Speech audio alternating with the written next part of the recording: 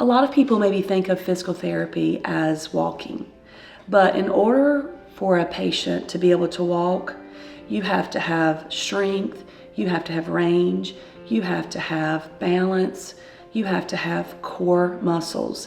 Physical therapists mainly will work on improving strength in the lower body, range of motion for our joints, making sure that pain is managed so that that doesn't negatively impact a patient's ability to gain function and independence. They will work on adaptive equipment assessment.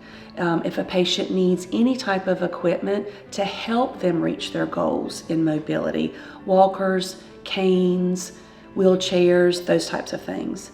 And so the exercises focus on whatever deficit the patient has as a result of an illness, an injury, a disease, a surgery.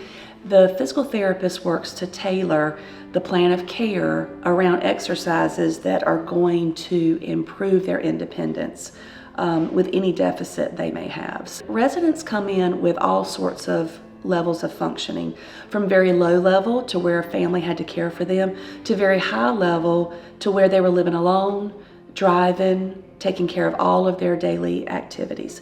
So it's very important that a physical therapist look at a prior level of function, because that's our ultimate goal, is to assess what type of deficit they have, what were they doing, and then to tailor a plan of care to incorporate what they need to do to get back to that prior level of function. Were they using a walker? Were they independent? Were they using a wheelchair? Were they walking short distances?